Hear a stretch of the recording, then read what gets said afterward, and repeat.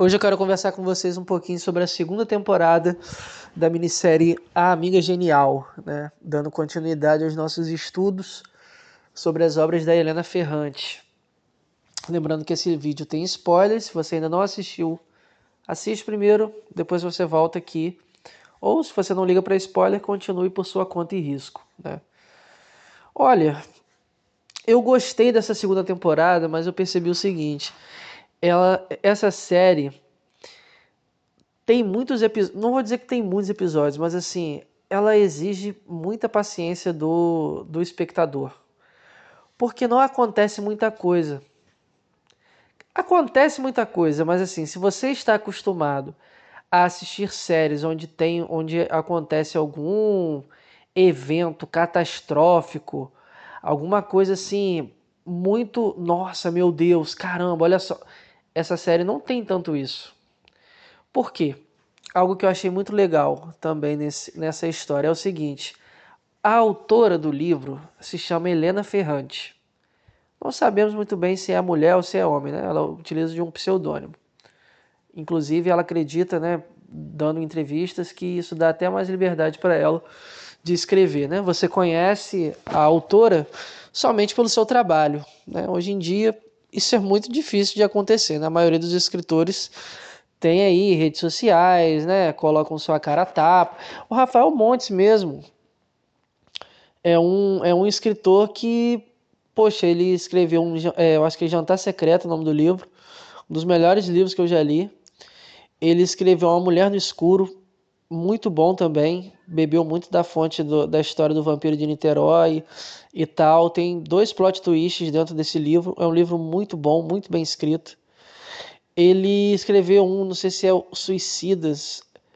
Não sei muito bem se o título é esse, mas foi o primeiro livro dele. Não achei excelente, mas eu gostei muito. Cara, ele não escreve coisa ruim, assim, dos livros que eu li dele. Só que deu um boom quando ele, né, roteirizou ali o Bom Dia Verônica, começou a roteirizar uns filmes, né, fez um filme lá com a Grazi Massafera e o Reinaldo Giannichini, eu acho. E roteirizou uma novela, né, original da HBO e tal. É um cara, né, um escritor que, poxa, midiaticamente está aí, né? Então, assim, é raro você hoje encontrar um escritor que não tem rede social. Eu acho que a primeira que me vem em mente aqui foi a Sally Rooney, né? Mas, assim, é raro. A Helena, ela tem essa liberdade, né? Do tipo, olha, você vai me conhecer pelo meu trabalho. E essa segunda temporada, para quem gosta de escrever e para quem admira a escrita, é muito interessante porque, ó, a Helena Ferrante está escrevendo um livro de 2 amigas, né, que se conhecem desde pequenininha até a fase adulta e a velhice, né, e uma dessas personagens se chama Helena. Então, olha só, ela é autora do livro, se chama Helena. A protagonista do livro, da história, pelo menos eu quando assisto, para mim a protagonista é a Helena. Se chama Helena também. E qual que é a profissão dela? Escritora. E o que ela tá fazendo? E quais são as histórias que ela escreve? A história que a Helena Ferrante está escrevendo. Então, assim, ela criou uma personagem que é uma escritora que está escrevendo uma história que ela está passando, sendo que a Helena está fazendo a mesma coisa. Eu achei isso genial, assim, para quem gosta de escrever, eu não vou dizer artifício, mas essa escolha da autora, acredito que não é tão fácil assim, né? Óbvio, tem vários livros onde os personagens principais são escritores. Em alguns casos, até mesmo o próprio escritor, né, o autor, se utiliza de uma espécie de um alter ego ali, né? Se não me engano, eu acho que o alter ego do Bukowski, no livro Mulheres, e outros livros também, era o Henry Chinaski, né, que trabalhava em emprego de merda, igual o Bukowski, né? Porra, você vê muito isso. Outro livro que eu posso citar também, o Verity, da Colin Hoover, né? Também fala de uma escritora, né? Ensaios e tal. Isso não é novo, né? Um escritor, né? Outro livro também é Louca Obsessão, do Stephen King. Enfim, tem uma cacetada de livro que o autor faz isso. Mas aqui nessa série eu achei muito interessante. E essa brincadeira com a Helena, né? Helena, Lena, Lenu, Lila. Essa coisa do L, né? Também me chama muita atenção. Outro ponto que nessa temporada foi bastante explorado é o relacionamento abusivo, né? Principalmente da Lila. É um ponto que eu pretendo comentar nesse vídeo também. Relacionamento abusivo, casamento e destino. Se eu pudesse definir essa segunda temporada em uma palavra, seria essa: destino. E o destino para algumas pessoas é uma desgraça. No caso, para a Lila. A Lila é uma personagem, eu acho que... Como que eu posso dizer isso? Eu acho que é uma personagem que, na minha concepção, pelo menos até agora na série, ela é a mais interessante da história, assim. Desde pequenininha, criança e adolescente também. Aqui nessa segunda temporada, você começa sentindo... Eu não gosto de usar essa palavra, mas assim, você sente pena da Lila, aí depois você sente raiva da Lila, aí depois você não sabe muito bem o que sente sobre ela, e o final dela na temporada é muito triste. Como foi na primeira temporada. Eu não sei se a autora fez isso nos livros ou se isso o roteirista da série resolveu fazer, mas todo o season finale, né, todo o último episódio, parece que os 5 últimos minutos do último episódio apareceu pela segunda vez a Lila se ferrando assim muito na vida, entendeu? Então vamos lá, vou falar um pouco dela nessa segunda temporada.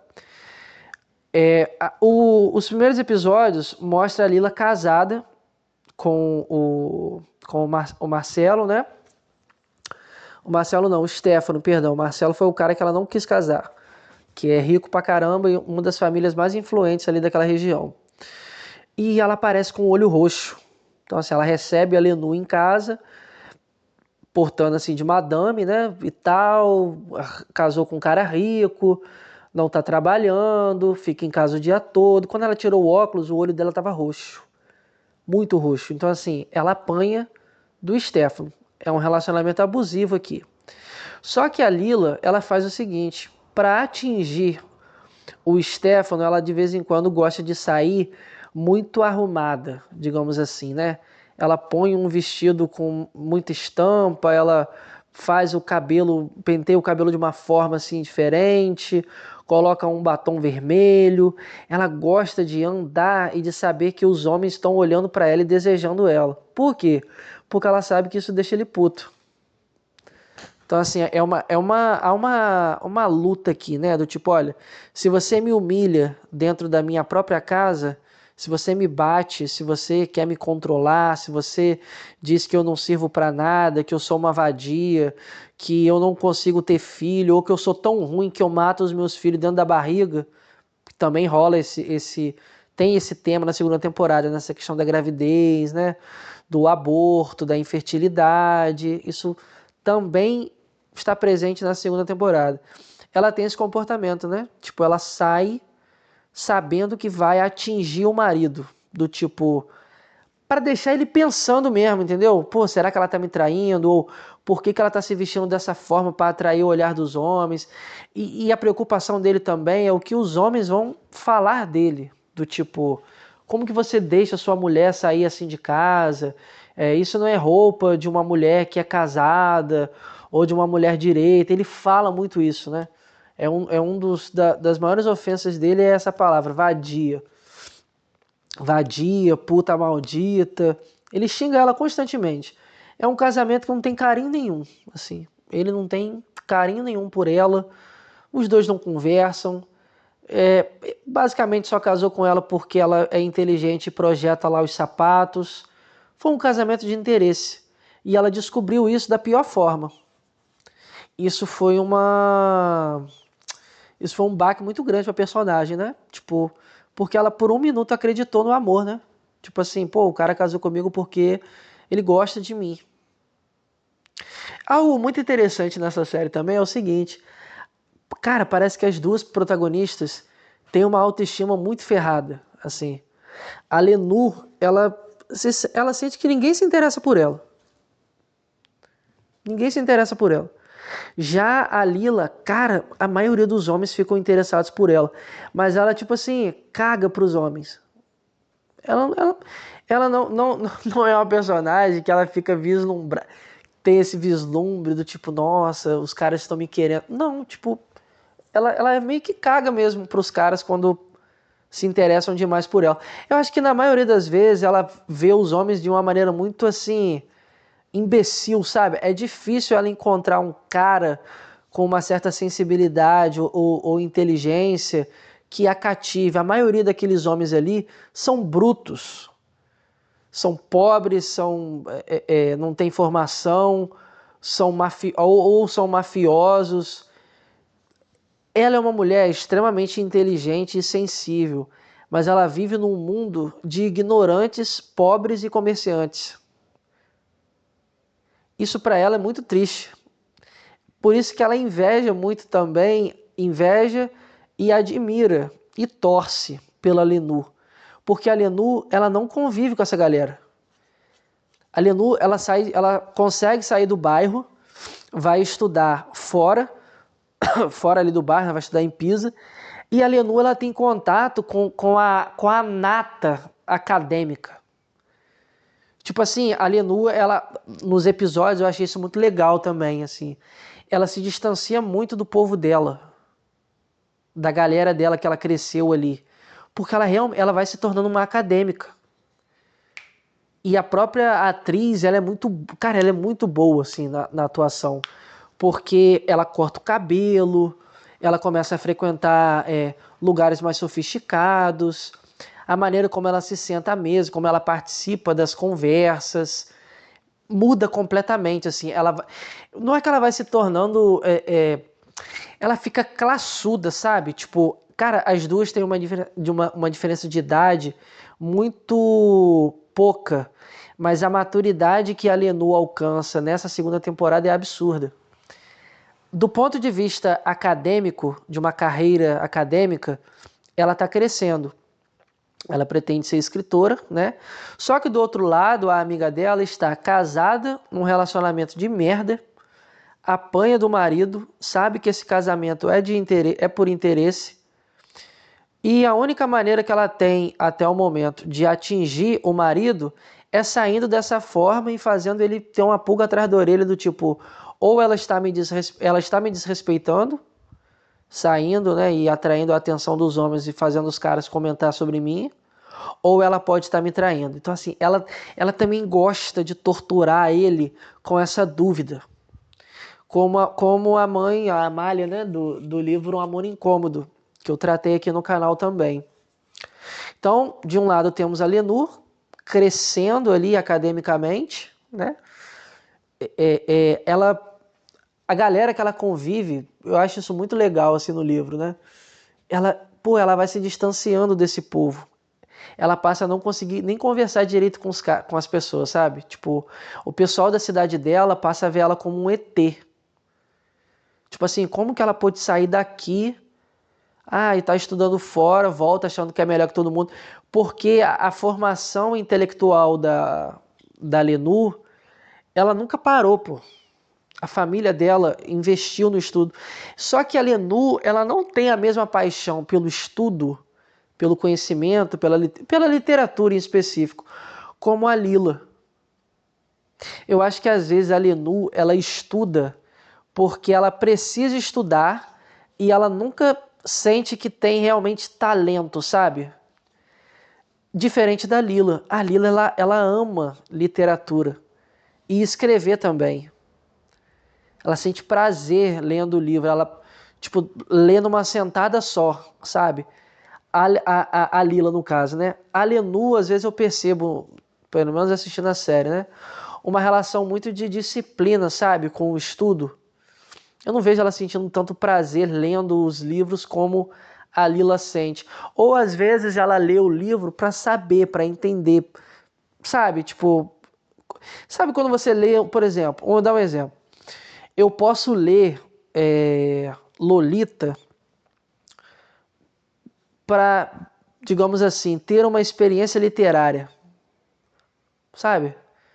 Pô, ali o Nabokov escreveu o livro, porra, Mr. Herbert e tal, a Dorothy, a Dolores, que é a Lolita e tal. Tô ficando angustiado lendo, nossa, tem parte muito nojenta, caramba, olha só o que aconteceu com a Lolita e tal. Beleza. Mas você pode ler dentro de uma visão técnica. Olha só esse narrador aqui e tal. Olha como que ele usou esse diálogo aqui. Olha o desenvolvimento desse personagem. Eu sinto essa diferença assim, entre as duas. Tipo, uma parece amar a literatura, sabe? Do ponto de vista sensível. A outra não. A outra preza muito pela técnica. Ela se preocupa muito em como que ela está escrevendo. Ela pede muito... Ela solicita muito a aprovação do outro, sabe? Se ela realmente é uma boa escritora ou não, se ela tá sabendo escrever ou não, se a história dela é boa ou não. Diferente da Lila. O que acontece? Que na minha concepção é um ponto alto da temporada. As duas resolvem passar férias juntas. Então, assim, eles viajam, aí a Lenu encontra o Nino Salvatore, né? Que é filho do cara, do professor, que também é escritor, que abusou dela. E ela gosta desse moleque desde criança, cara. Desde criança, desde os primeiros episódios, ela gosta desse menino. Ela gosta desse menino, ela é apaixonada por esse menino. E o que acontece? A Lila passa a namorar com ele, passa a ficar com ele, né? Os dois se tornam amantes. A Lila aqui casada, os dois estão ali nadando e tal. E é muito simbólico, eu achei essa cena, que é o seguinte: eles estão os três na areia, unindo de mãos dadas com a Helena e de mãos dadas com a Lila. E os três entram dentro do mar e começam a nadar. Só que chega numa determinada parte que a Lenu não consegue alcançar os dois. E os dois se afastam da visão dela e os dois se beijam. Os dois têm esse primeiro beijo, mas a Lenu não consegue alcançar os dois. E eu achei essa cena muito forte, assim. Aqui, porra, tem muita cena na praia, né? A Helena Ferrante também tem esse lance com praia. Tanto na primeira temporada, aqui na segunda também, como nos livros dela, como A Filha Perdida, por exemplo. Tem muito essa coisa da praia. Aqui na segunda temporada tem muito. Beleza. A Lenu aqui fica, obviamente, mal, né? Porra, a minha melhor amiga tá ficando com um garoto que eu sempre gostei. Só que aí que tá, o Nino sempre gostou da Lila. Desde pequeno. Desde aquela competição onde a Lila não falou a resposta porque não queria envergonhar o garoto. No caso, o Nino, né? Filho do professor e tal, pipipipopopó. Então os dois começam a se relacionar aqui. Só que o que eu achei interessante? Na primeira temporada, o Nino, ele é pintado como um cara, assim, intelectual, né? Teoricamente sensível, um leitor voraz, extremamente charmoso, mas ele é um imbecil também. Assim, ele tem opiniões bem imbecis e bem escrotas, como todo homem. Eu achei isso genial. Assim, a autora pegou um personagem homem que você poderia até gostar, do tipo assim, nossa, só tem homem imbecil, bruto, ignorante, boçal, asno nesse universo. Porra, vou gostar do Nino, né? Não, ele também é um imbecil. Ele também fala merda, ele também é um boçal, ele também não vale porra nenhuma. Beleza, o Nino começou a se relacionar com a Lila. Os dois se tornam amantes, a Lenu fica aqui de lado, né? Poxa, o garoto que eu gosto tá com a Lila, perdi pra ela, né? Mais uma vez perdi pra ela. Para completar o pacote, a Lila engravida. A Lila, ela não consegue engravidar do Stefano. E todo mundo fala isso, né? Que ela é muito ruim, que ela mata o bebê dentro da barriga e tal, que ela não quer ficar grávida. E ela diz isso. Ela diz isso também, que ela não quer ficar grávida. Cara, eu achei essa cena muito legal, porque, tipo assim, me lembra da cena que ela disse que ela não queria menstruar. Olha só que doideira, tipo, a menstruação, que é uma parada que biologicamente toda mulher cis tem, acredito eu, né? As que não têm é por alguma condição, algum problema, ou passam a não menstruar mais, mas é simbolicamente falando, né? E a gravidez, né? O corpo de uma mulher que fértil, no caso, que pode ter filho. Essa coisa da gravidez, né? Do aborto, da menstruação, está muito presente aqui. A Lila, ela é engravida. E ela diz que é do Nino. Aí aqui o espectador fica na dúvida, por quê? A vizinhança toda fala que o moleque é a cara do Stefano. Só que ela diz pro Stefano que o filho não é dele. Será que é verdade? Ou será que ela contou uma mentira só para torturar ele? Só pro cara ficar pensando, porra, eu vou ter que criar o filho do amante? Isso para alguns caras seria humilhação, né? Uma humilhação absurda. Só que o Stefano diz para ela ficar em casa, né? Ele descobre da traição, ele contrata um cara que espanca o Nino e manda ele sumir e não ter mais contato, né, com a Lila. Aí não se sabe, eu pelo menos quando assisti, fiquei na dúvida, porra, será que o moleque é filho do Stefano ou filho do Nino? Todo mundo fala que parece com o Stefano, beleza. Para completar, o Stefano tem uma amante, que é a Ada, que é funcionária dele, e ele acaba engravidando a amante. Olha só, esse cara, ele tem a esposa dele, que é a Lila, tem um filho com a esposa e tem um filho com a amante. E a Lila sabe disso. Então olha que relacionamento de merda, tipo, os dois se traem, os dois se ferem, os dois se... Enfim, tristeza e uma desgraça só na vida da Lila, né? Aí você pensa assim, porra, acho que não tem como piorar. Tem como piorar sim. A amante vai morar na casa dos dois. Então olha que humilhação, né? Tá criando ali o seu filho junto com o seu marido e tendo que aguentar ainda e conviver com a amante do seu marido que tá grávida de um filho dele. E o que a Lila faz? Ela sai de casa. Ela sai de casa e vai trabalhar numa espécie de um frigorífico, acho que diz assim, né? Cortando pedaço de porco. Tipo assim, um subemprego ferradão mesmo, entendeu? Ganhando pouco, saindo de casa, sei lá, 6 da manhã, voltando 8 da noite, deixando o filho dela com a vizinha, que cuida do garotinho, trabalhando serviço braçal, tipo, olha a trajetória dela, né, da primeira temporada até o final da segunda temporada, tipo, não teve investimento no estudo, começou a trabalhar muito cedo, casou, o casamento por interesse, o noivo dela, no caso o marido, um imbecil que batia nela e era abusivo, ela traiu o marido traiu ela, engravidou a amante passou a conviver com os dois, ela saiu de casa, mora num lugar afastado, num emprego horrível, enquanto isso a Lenu lá do outro lado, crescendo. Só que na cabeça da Lenu, a Lila tá vivendo muito mais coisa do que ela. A Lila, ela tem a atenção, não vou dizer a atenção, mas ela tem o amor do Nino. A Lenu, de alguma forma, eu acho que no decorrer das temporadas vai mostrar isso, eu não sei por que ela se sente tão atrás da Lila. Porque a vida da Lila é uma vida desgraçada, cara. É uma vida desgraçada, assim. Tipo, é uma vida desgraçada. E a Lenu, né, a Helena, ela consegue publicar um livro, cola com o filho de um professor famosíssimo ali, super influente na Itália, né? Fica muito receosa e coisa com o livro dela, né, em relação às críticas. E algo também que me chamou a atenção, né, nessa parte, né, da escritora. Porque o livro que ela tem como, não vou dizer como base, né, mas assim, a história que ela está contando é do que aconteceu com ela, mas que envolve a Lila também.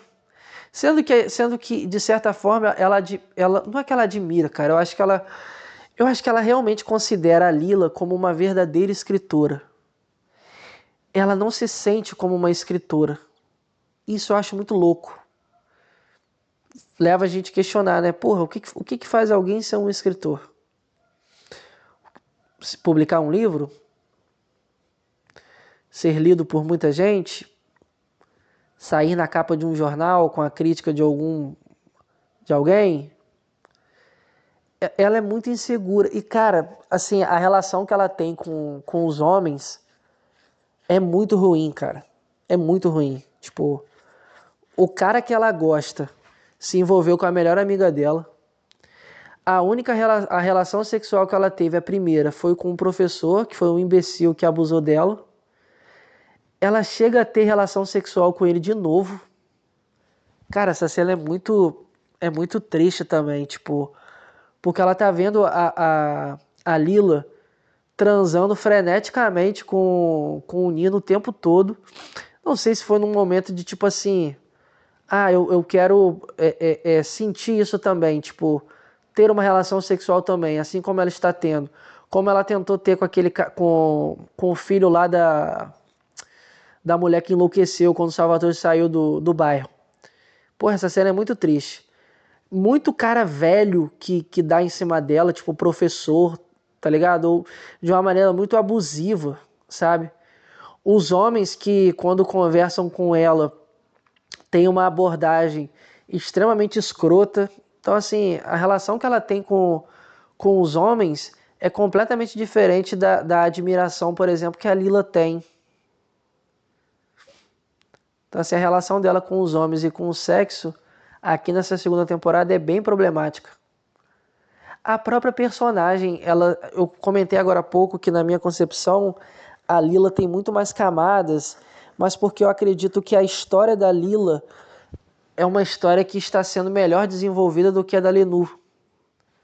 Porque basicamente ela saiu do bairro dela, os pais investiram no estudo dela, ela continuou estudando, foi para uma faculdade, tem um objetivo de publicar a tese dela, publicou um livro dela, está se relacionando com um cara que é filho de um professor reconhecido, né, e tal, influente ali na Itália, está escrevendo o livro dela, quer ser escritora, não está casada ainda, não tem filho, não se relaciona com ninguém, não se relaciona com ninguém. Ela está focando muito mais na carreira dela. Esse contraste, brincando com a palavra, né? Eu acho genial, assim, tipo, porque será que tem a ver com destino? Será que tem a ver com escolhas? Será que tem a ver com sorte? Tem uma cena que a Lenu tá conversando com a mãe dela, fumando, porra, não sei porquê, cara. Ela, quando entrou na faculdade, passou a fumar pra cacete. Quase toda a cena tem ela fumando. E a mãe dela diz isso, olha, você saiu de dentro de mim. Se eu tivesse a sua sorte, né, de tipo assim, de investir, né, nisso, eu seria tão boa quanto você. Só que essa sorte aqui não é muito bem uma sorte. A maioria das mulheres ali naquele bairro casavam muito cedo, viravam esposas e mães muito cedo. E isso socialmente ali naquela região atrofiava, a mulher se transformava só em mãe e esposa.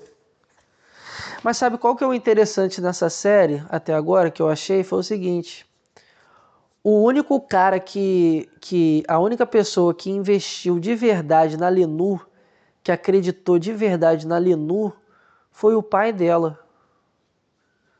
Pela mãe dela, desde quando ela era pequenininha, nem pagar os livros ela Porque, pagaria. assim, essa questão do investimento, né? Tipo, A família da Lenur tinha uma condiçãozinha melhor e o pai da Lenus investiu na educação dela desde pequena, né? Tipo, e isso é muito interessante porque assim, ela é a filha mais velha de dois irmãos homens. Nessa sociedade ali, né, naquela região ali que é extremamente machista, é uma parada muito interessante, né? Tipo, de se pensar, né? Se você pega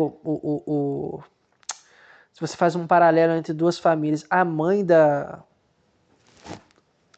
Lila é uma mulher muito triste também, assim, sofrida, sabe? Tipo, porque viveu um relacionamento de merda também, né? Tem muito dessa repetição, né? Tem essa repetição também ali naquela região, tipo, a maioria dos casamentos ali são ruins, tipo, as mulheres são mulheres tristes, cansadas, terminam a vida às vezes sozinha, ou quando o marido morre, ou enlouquecem quando o marido é preso, ou vai embora, ou algo assim, tipo... Mas esse ponto, assim, da minha concepção da segunda temporada foi o mais interessante. Como que essa palavra, né, destino, será que foi um destino? Será que o destino realmente existe? Ou essas escolhas aqui são escolhas que são realmente nossas ou foram escolhas que foram, de certa forma, não são nossas, sabe? Tipo, será que a Lenu realmente escolheu isso que ela está vivendo? Ou foi uma escolha dos pais dela? Ou foi algo que os pais dela esperavam dela? Que ela se tornasse, né, uma pessoa inteligente, culta, que tivesse uma boa condição. Será que se casar, ter filhos, era o que a mãe e o pai da Lila esperavam dela? Onde que está o desejo das duas aqui, sabe? Tipo, isso eu acho interessante na série porque me parece que a Lenu, ela não fica muitas voltas com o desejo dela, sabe? Ela oculta muitas coisas, até mesmo como escritora. É uma das críticas que as pessoas acabam fazendo a ela. Que ela não conta na história o que realmente o leitor quer saber. Ela esconde os fatos mais sórdidos ou mais interessantes. Ela oculta o próprio desejo. A Lenur me passa uma imagem de alguém que está sempre com medo. Alguém que está sempre travado, sabe? Alguém que pensa demais, que se preocupa demais com o que o outro vai achar. E a Lila não é assim. A Lila é tipo, foda-se, entendeu? Foda-se o que a pessoa tá pensando, foda-se se isso é errado ou não. Eu vou fazer o que eu tenho vontade. Eu vou colocar o meu desejo à frente. Acho que esse é o ponto, assim, nessa série que me chama a atenção nessas duas personagens. A Lila, ela banca o seu desejo, mesmo com as consequências. As cenas onde ela está apanhando do Stefano, ela diz, tipo, que fez tal coisa, entendeu? Ela banca o próprio desejo. Eu acho que a Lenu, nessa segunda temporada, nem sabe exatamente o que ela deseja. Eu gostei da segunda temporada, assim, em termos de narrativa, desenvolvimento de personagem, né? Trama. Eu achei muito mais interessante do que a primeira. Uma coisa também que me chamou a atenção é o subtexto político. O livro, ele, no caso a história aqui, né? Eles estão começando a falar sobre fascismo. Fascismo, comunismo, há uns embatezinhos. Eu acredito que na terceira temporada as aberturas são... Você consegue ter uns spoilerzinhos na abertura, né? Essa questão política vai aparecer, né? Na verdade, ela já aparece, né? Quando você assiste a série, é impossível você não pensar, né, do ponto de vista político, questões que a série está, né, nos trazendo. É isso, espero que vocês tenham curtido o vídeo. Assista a série. Eu acredito que quando eu terminar todas as temporadas, eu vou tentar fazer um vídeo grandão, né, apontando tudo isso que eu estou comentando nos vídeos anteriores, mas de uma maneira assim mais, como é que eu posso dizer? A palavra não é técnica, mas mais elaborada, assim, com os conceitos, porque é uma série, na verdade, os livros da Helena Ferrante, né, são extremamente psicanalíticos, né?